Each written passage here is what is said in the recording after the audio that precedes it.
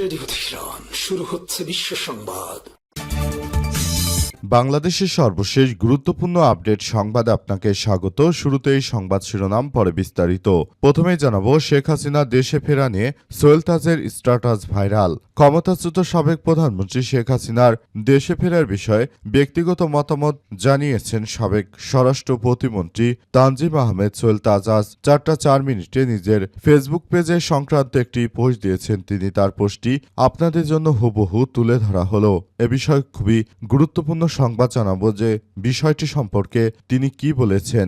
সঙ্গেই থাকুন। জানাবো, সাগরে নিম্নচাপ, সমুদ্র বন্দরে 3 নম্বর সতর্ক সংকেত জারি। বঙ্গোপসাগরে সৃষ্ট সুস্পষ্ট লঘুচাপটি ঘনীভূত হয়ে মৌসুমি নিম্নচাপে পরিণত হয়েছে অবস্থায় দেশের সকল সমুদ্র বন্দরে 3 নম্বর সতর্ক সংকেত দেখাতে বলা হয়েছে। নিম্নচাপটি বর্তমানে উত্তর পশ্চিম বঙ্গোপসাগর এবং তৎসংলগ্ন উত্তর উড়িষ্যা, পশ্চিমবঙ্গ উপকূলীয় এলাকায় অবস্থান করছে। আজ আবহাওয়ার বিশেষ বিজ্ঞপ্তিতে এই তথ্য নিশ্চিত করা হয়েছে।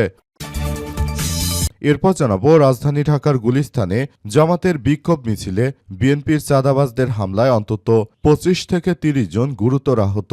রাজধানী ঢাকায় বিএনপির চাঁদাবাজি, সন্ত্রাসী রাহাজানির ঘটনায় মাঠে নেমেছে জামাত এবং ব্যবসায়ীরা। এই ঘটনায় বিএনপির চাঁদাবাজ গ্রুপের লোকজন আবার নতুন করে জামাত ও ব্যবসায়ীদের উপর ব্যাপক হামলা চালিয়েছে, কুপিয়ে অন্তত 25 থেকে 30 জনকে গুরুতর আহত করেছে। এদিকে হামে মৃত্যু, ডক্টর ইউনূস সহ 4 জনের বিরুদ্ধে মামলার আবেদন। হামের টিকা না কেনা এবং এ সংক্রান্ত অবহেলায় 6 শতাধিক শিশু মৃত্যুর অভিযোগে অন্তর্বর্তীকালীন সরকারের সাবেক প্রধান উপদেষ্টা ডক্টর ইউনূস, স্বাস্থ্য উপদেষ্টা নূরজাহান বেগম সহ 4 জনের বিরুদ্ধে আদালতে মামলার আবেদন করা হয়েছে। ঢাকার অ্যাডিশনাল চিফ মেট্রোপলিটন ম্যাজিস্ট্রেট জসিতা ইসলামের আদালতে এই আবেদন করেন হামে মারা যান 9 মাস বয়সী সাউদা নুসকানের বাবা সিরাজুল ইসলাম। এবং সর্বশেষ জানাবো, আয়তুল্লাহ আলী খামেনির জানাজায় শরিক হলেন তার 3 ছেলে। ইরানের রাজধানী তেহরানে দেশটির সদ্যপ্রাত সর্বোচ্চ নেতা আয়তুল্লাহ আলী খামেনির জানাজায় তার 3 ছেলে মাসুদ, মেয়সাম এবং মোস্তফা অংশ নিয়েছেন। এর মধ্যে মোস্তফা খামেনি, তিনি বর্তমানে ইরানের দায়িত্ব পালন করছেন। তেহরানের রাষ্ট্রীয় মর্যাদায় এই জানাজা আনুষ্ঠানিকভাবে সম্পন্ন হয়েছে বলে মার্কিন সংবাদ মাধ্যম দ্য অ্যাক্সিওস বিষয়টি নিশ্চিত করেছে। প্রিয় দর্শক, এতক্ষণ শুনছিলেন সংবাদ শিরোনাম, এবারে বিস্তারিত। তবে তার আগে বন্ধুরা, অনুরোধ থাকবে এই সংবাদটিতে একটি লাইক দিন। এই চ্যানেলে আপনি নতুন হয়ে থাকলে আমাদের সংবাদটি দেখতে দেখতে চ্যানেলটি সাবস্ক্রাইব করে রাখুন। কমেন্ট করে বন্ধুরা আপনার মূল্যবান মতামত জানিয়ে দিন আপনি বিশ্বের কোন দেশ থেকে বা বাংলাদেশের কোন স্থান থেকে আমাদের সংবাদটি দেখছেন এবং শুনছেন। আর বন্ধুরা, আজকের সংবাদ সম্পর্কে আপনার মূল্যবান মতামত কমেন্ট বক্সে কমেন্ট করে জানিয়ে দিন। গাজা যুদ্ধে আপনি যদি নিরীহ ফিলিস্তিনিদের ভালোবেসে থাকেন বন্ধুরা, কমেন্টে ইয়েস লিখে পুরো বিশ্ববাসীকে আমাদের এই তাজা আপডেটটি দেখার সুযোগ করে দিন। এবারে বিস্তারিত। গুলিস্তানে জামাত ইসলামের মিছিলে বিএনপির হামলা, অন্তত 25 জন আহত। রাজধানীর গুলিস্তানে চাঁদাবাজি এবং বিএনপির দখলবাজির বিরুদ্ধে বিক্ষোভ মিছিল করেছে বাংলাদেশ জামাত ইসলাম। এ সময় বিএনপির চাঁদাবাজরা জামাত ইসলামের নেতাকর্মী এবং ব্যবসায়ীদের উপর দফায় দফায় হামলা, কুপিয়ে জখম করেছে। আজ গুলিস্তানের ফুলবাড়িয়া ফ্লাইওভারের নিচে এমন ঘটনা ঘটে। জামাতের সূত্র থেকে জানা গেছে যে চাঁদাবাজরা বেশ কিছুদিন ধরে জামাতের ব্যবসায়ীদের কাছ থেকে চাঁদা দাবি করে আসছিল। এই কারণে চাঁদাবাজির প্রতিবাদে একটি বিক্ষোভ মিছিলের আয়োজন করে বাংলাদেশ জামাত ইসলাম। সেখানে স্থানীয় বিএনপির নেতাকর্মী চাঁদাবাজরা হামলা চালায়। এতে গুরুতরভাবে আহত হয়েছে জামাতের বেশ কয়েকজন কর্মী সহ অন্তত 25 থেকে 30 জন। সূত্র থেকে আরও জানা গেছে যে বিএনপির কর্মীরা দীর্ঘদিন থেকে রাজধানীর গুলিস্তান এলাকায় তারা চাঁদাবাজি শুরু করেছে। তাদের চাঁদাবাজিতে অতিষ্ঠ হয়ে পড়েছে এলাকাবাসী সবাই বিএনপির এই সন্ত্রাসী এবং চাঁদাবাজদের বিরুদ্ধে মাঠে নামার সিদ্ধান্ত গ্রহণ করে। এরপরই তারা মূলত এই মাঠে নামার সিদ্ধান্ত নেয়। মূলত সারা দেশ জুড়ে বিএনপির এই ধরনের চাঁদাবাজি, সন্ত্রাসী রাহাজানি শুরু হয়েছে।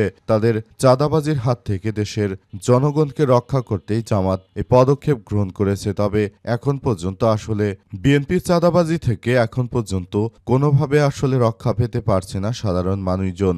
রাস্তাঘাট, বন্দর যেখানেই যান না কেন চাঁদা আপনাকে দিতে হবে, বিএনপির এই কুখ্যাত সন্ত্রাসী রাজনৈতিক দলটিকে তারা চাঁদাবাজি করে মানুষকে হত্যা, গুম, ষড়যন্ত্র এমন কোনো কার্যক্রম নেই যা তারা আসলে চালায়নি। সারা দেশ জুড়ে তারা এই ধরনের চাঁদাবাজি অব্যাহত রেখেছে। তাদের চাঁদাবাজির কারণে দেশের মানুষ এখন অতিষ্ঠ হয়ে পড়েছে। চাঁদাবাজির পরিধি এতটাই বৃদ্ধি পেয়েছে যে আসলে তাদের চাঁদাবাজি থেকে কেউই রক্ষা পেতে পারছে না। সাধারণ মানুষজন সবাই তাদের কাছে একরকম জিম্মি হয়ে পড়েছে।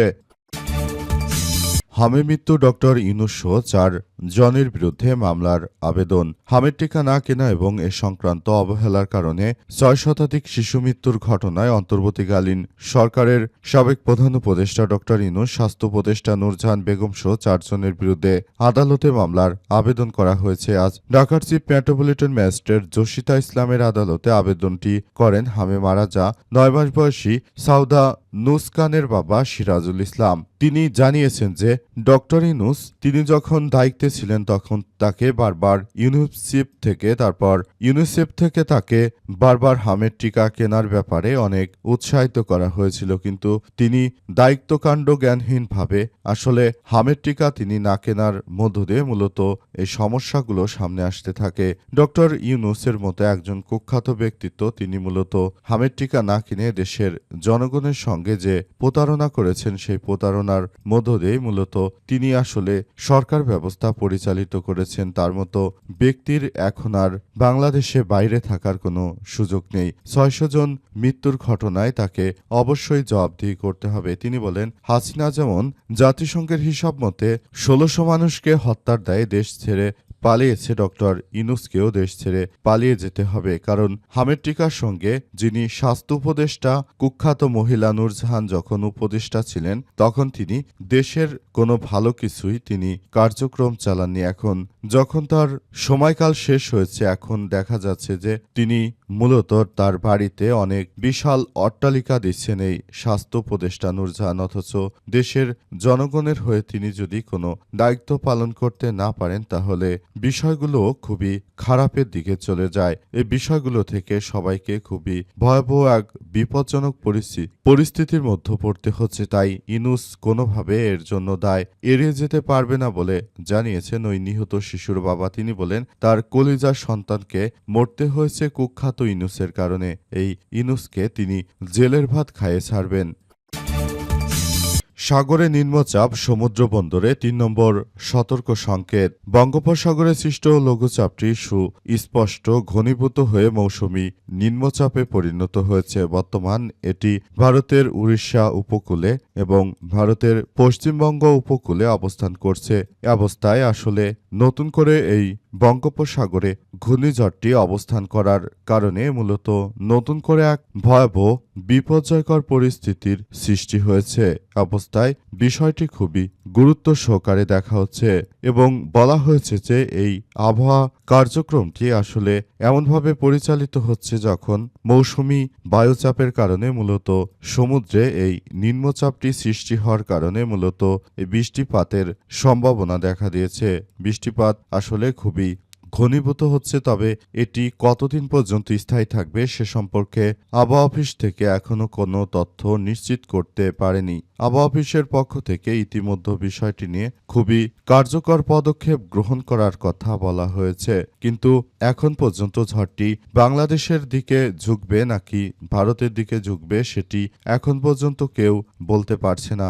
বর্তমান সময়ে বিষয়টি খুবই গুরুত্ব সহকারে দেখতে হচ্ছে, কারণ এর ফলে বাংলাদেশে বেশ কয়েকদিন তীব্র ঝড় বৃষ্টির আশঙ্কা করা হচ্ছে। এ অবস্থায় বিষয়টি কোন দিকে যাবে সেটি এখন পর্যন্ত বোঝা যাচ্ছে না। শেষ পর্যন্ত পরিস্থিতি কোন দিকে যাবে সেটি এখন পর্যন্ত জানা যাচ্ছে না। শেখ হাসিনা দেশে ফেরা নিয়ে সোহেল তাজের স্ট্যাটাস ভাইরাল। ক্ষমতাচ্যুত সাবেক প্রধানমন্ত্রী শেখ হাসিনার দেশে ফেরার বিষয়ে ব্যক্তিগত মতামত জানিয়েছেন সাবেক স্বরাষ্ট্রমন্ত্রী প্রতিমন্ত্রী তানজিম আহমেদ সোহেল তাজ। আজ 4টা 4 মিনিটে নিজের ফেসবুক পেজে সংক্রান্ত একটি পোস্ট দিয়েছেন। তিনি তার পোস্টটি হুবহু তুলে ধরা হলো। তিনি বলেন, আমি এই বছরই ফিরব শেখ হাসিনা। একজন মানুষের ইগো অহংকার যে একটি দেশ এবং একটি দলকে ধ্বংস করতে পারে তার প্রমাণ হচ্ছেন সাবেক পলাতক প্রধানমন্ত্রী শেখ হাসিনা এবং তার পরিবার। গণহত্যা, হত্যা, গুম খুন, দুর্নীতি করে গণতন্ত্রের কবর দিয়ে মুক্তিযুদ্ধের চেতনাকে অপব্যবহার করে দেশ এবং দেশের মানুষের সঙ্গে বিশ্বাসঘাতকতা করে আওয়ামী লীগকে ধ্বংস করে ছাত্র জনতার ঝাঁটাপেটা খেয়ে পালিয়ে গিয়ে দুর্নীতি লুটপাট করে লাখ লাখ কোটি টাকা বিদেশে পাচার করা সেই টাকার পাহাড়ে বসে আবারও এখন দেশে ফেরার কথা বলে আওয়ামী লীগের নিরীহ নেতাকর্মীদের বিপদে ফেলার আরেকটি ভণ্ডামি করছে হাসিনা। আত্মসমালোচনা এবং আত্ম উপলব্ধি না করলে অদূর ভবিষ্যতে আওয়ামী লীগের রাজনীতির মাঠে ফিরে আসার সম্ভাবনা খুবই কম। এদিকে সোহেল তাজের এই পোস্টটি ইতিমধ্যেই ভাইরাল হয়েছে। এই রিপোর্ট লেখা পর্যন্ত পোস্টটি ৩৬,০০০-এর বেশি রিয়াকশন এবং ১৩,০০০-এর বেশি কমেন্টস এবং ২,০০০-এর বেশি শেয়ার হয়েছে। শেখ হাসিনাকে নিয়ে তিনি এর আগেও একইভাবে পোস্ট করেছিলেন। সেই পোস্টে তিনি শেখ হাসিনার বিভিন্ন অপকর্মের বিষয় তুলে ধরেছিলেন। তানজিম আহমেদ সোহেল তিনি মূলত শেখ হাসিনার সময় স্বরাষ্ট্র প্রতিমন্ত্রী ছিলেন, অর্থাৎ তিনি যখন বাংলাদেশে ধরে ধরে বাংলাদেশের বিডিআর জওয়ানদের হত্যা করা হয়েছিল তখন স্বরাষ্ট্র প্রতিমন্ত্রীর পদে ছিলেন সোহেল তাজ। আর তখন বিডিআর হত্যাকাণ্ডের পেছনে পুরোপুরি শেখ হাসিনা দায়ী ছিলেন বলে জানিয়েছে স্বরাষ্ট্রমন্ত্রী সোহেল তাজ।